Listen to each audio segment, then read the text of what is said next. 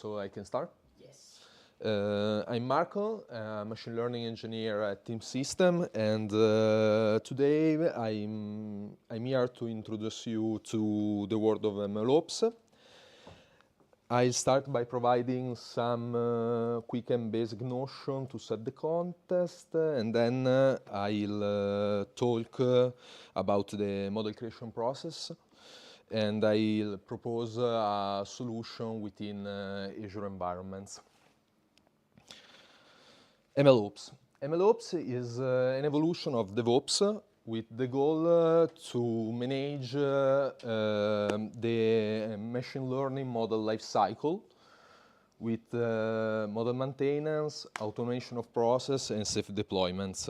There are several activities to achieve these aspects.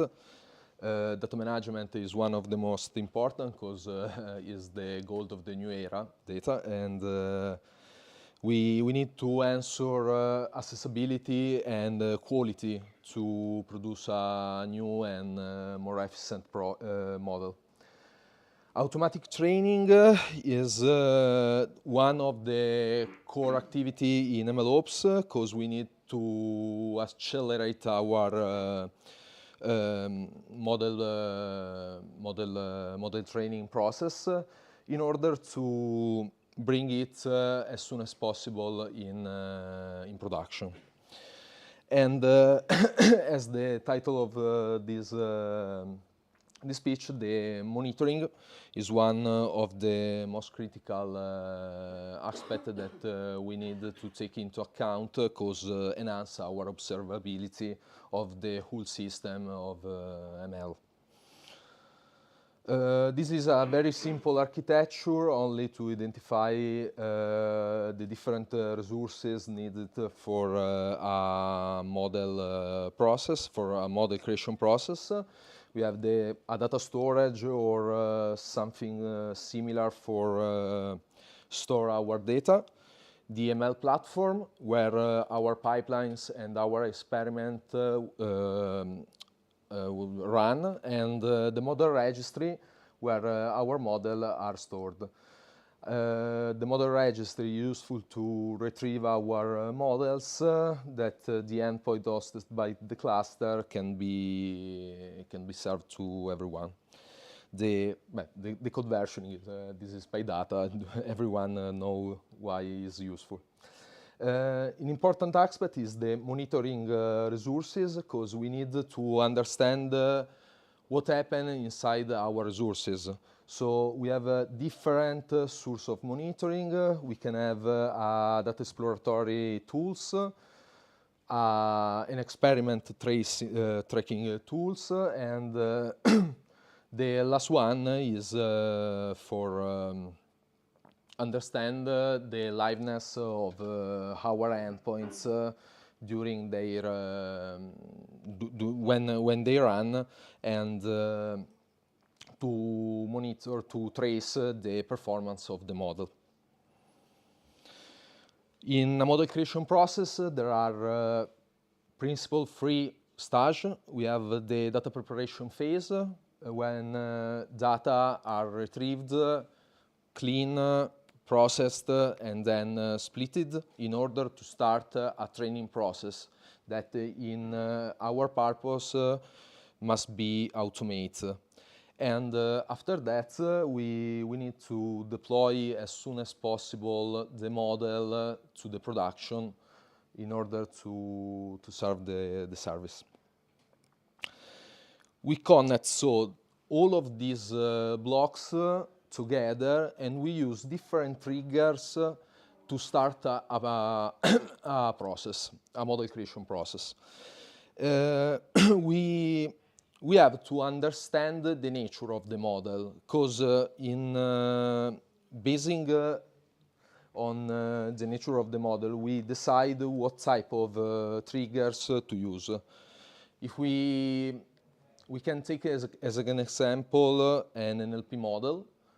An NLP model, maybe we only need to train it once if it's a specific NLP model, a natural language process,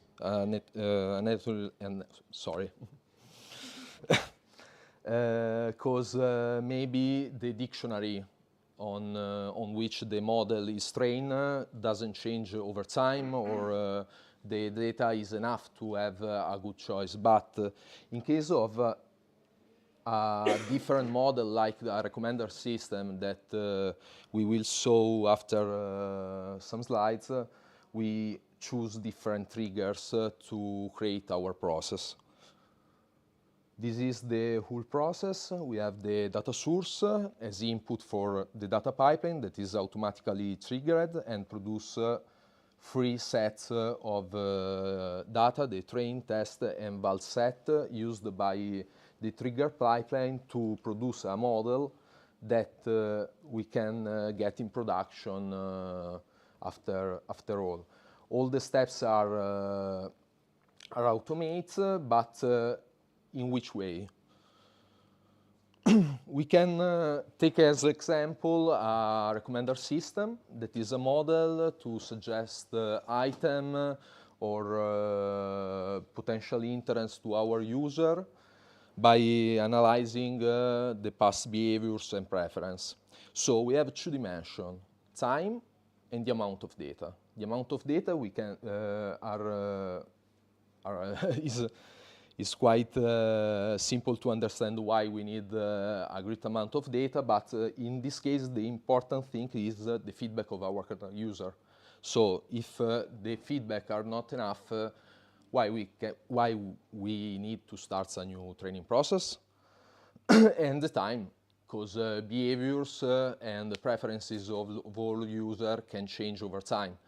So in my solution, in the solution that we create in TeamSystem, we had a scheduler that triggered the data pipeline. The data pipeline retrieved the input data, processed them, and save in another storage that the uploading of the data writes an event that the event grid starts an Azure function. The Azure function have a simple logic, only call a pipeline endpoint, and the pipeline endpoint starts a new pipeline, and so on until we get in production our model. It's difficult to understand this, but I have a demo that shows us whole steps. All the resources can be provisioned by the Azure portal, and that's are the one that we in this example I've manually deployed with Azure portal, and Azure is a quite simple platform to do this step. After that, we have to develop the logic inside the data pipeline, the training pipeline, and the Azure function. And using a CI/CD process, we can bring it to our system. We can see now the platform of Azure. Here we can see the Azure ML platform, where we can monitor, we can follow our experiments, we can identify our scheduler, and maybe we can set it at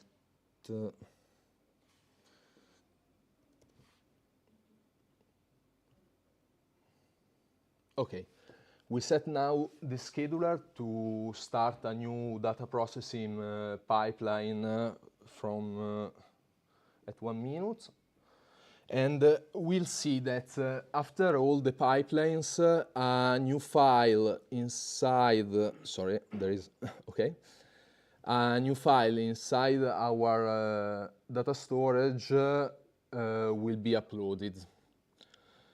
The uploading will raise a new event in the event grid, and the event grid call our Azure function that starts the training pipeline.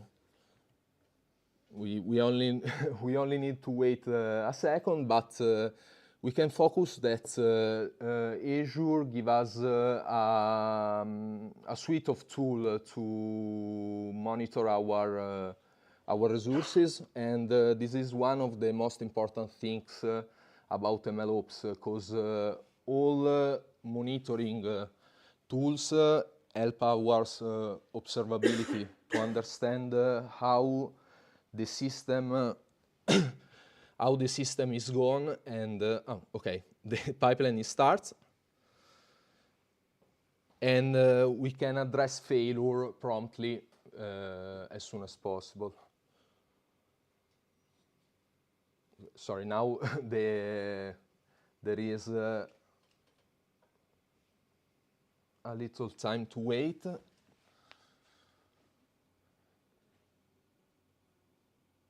Another important thing, in my opinion, is to add some steps inside the pipeline, like data control in and data control out steps. We say that we have to choose the right trigger to move all process from the source of data until the model and the endpoint. But triggers are not enough. We can need to have some steps that control if the amount of data are enough to start a new data processing, and steps to verify if the data after the processing are enough to start a training process. We decide in TeamSystem to put it inside the pipeline, because if we need to change the cloud provider, our cloud provider, we can bring all these rules together and put in other cloud provider, and the only thing to change is the connection from the pipeline. If I'm lucky, I'm unlucky. I'm totally unlucky. Okay. I think that the token is out of date. Yes. Can I? Sorry. You can see if you can see that at. Sorry. Oh. If you see the hour inside the logging, when my colleagues before talk the demo run, if you see there was a training pipeline starts at 7 p.m. and the data creation pipeline at 7:14 p.m. This is the one that starts that one.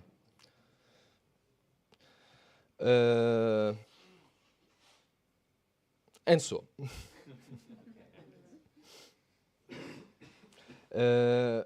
Pro and cons. This is a very simple setup. Azure helps us to get in production a system in a very quick way. This demo, I made it in a day. It's not difficult. The couple stage, so as we said, the pipeline are completely divided, and we can move it from a cloud provider to another. And we have only one cloud provider, so we can see all of our resources in Azure and verify all in a single platform. But this can be a cons, because if the platform is down, we can see our resources. The manual setup is not a good choice.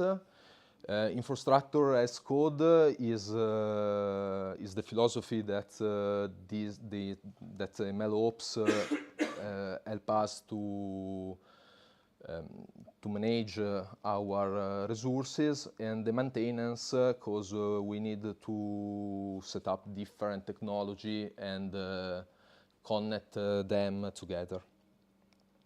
This is a more complex architecture, more similar to what we made in TeamSystem. We moved our data inside a data lake and use Superset as tool for data exploratory and visualization.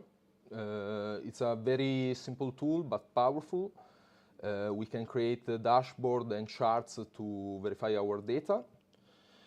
Neptune is our experiment tracking tool, and it's quite simple to integrate inside the pipeline, and their platform is very simple to verify all results across our experiments.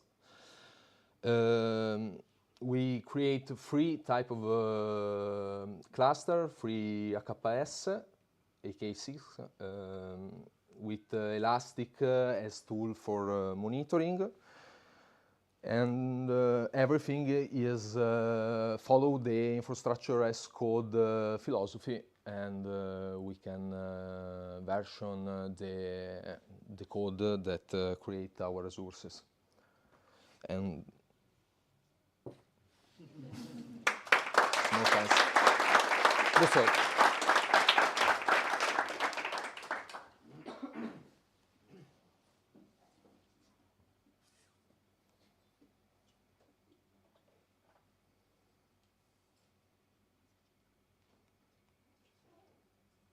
Marco, questions? Don't be shy. Be shy.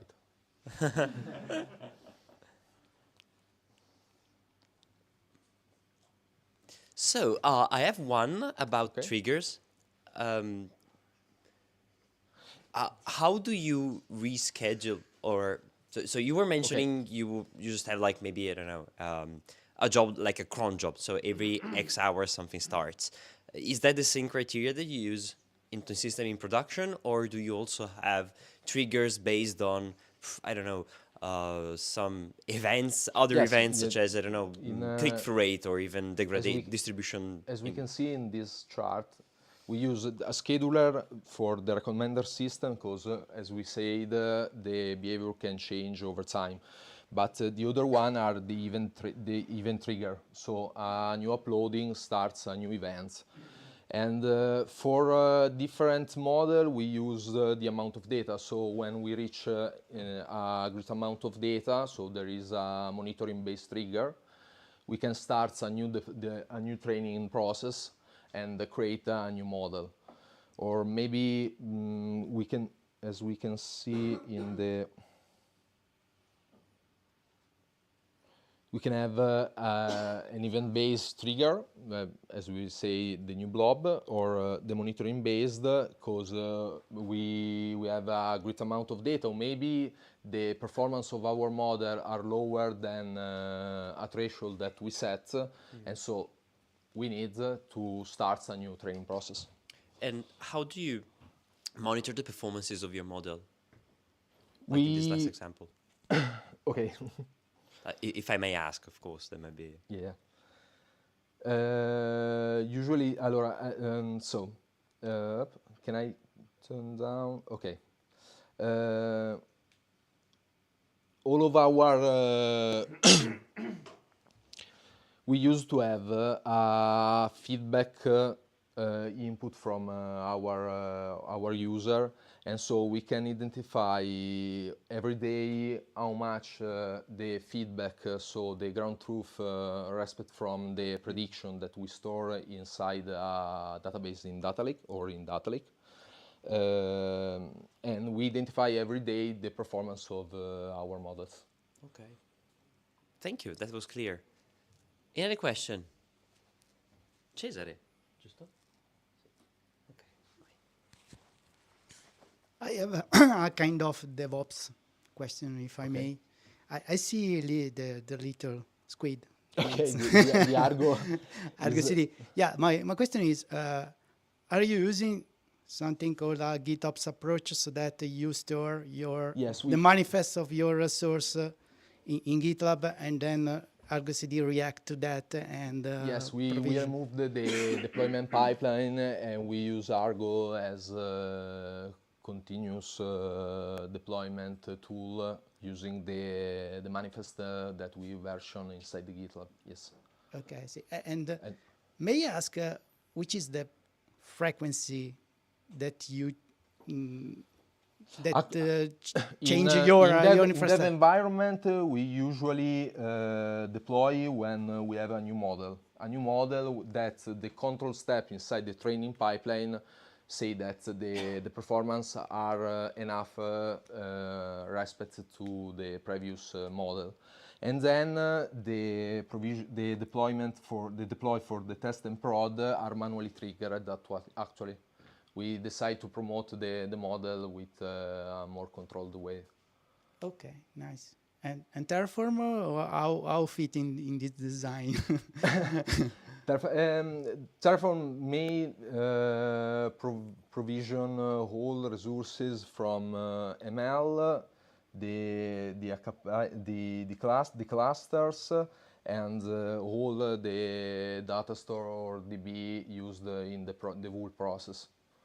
Okay, thank you. Very interesting. Thank you very much.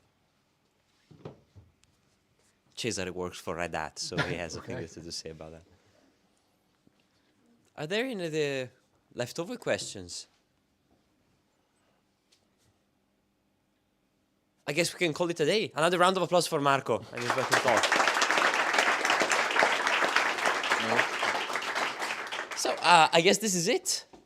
We would like to welcome you and we're all tired, okay, it's really late, okay. We're also going buying presents every day and stuff like that. So really give you our warmest welcomes and greetings and wishes for the best of the holidays that are coming seasons. And of course, don't forget to tune in in January when we start with the newest season.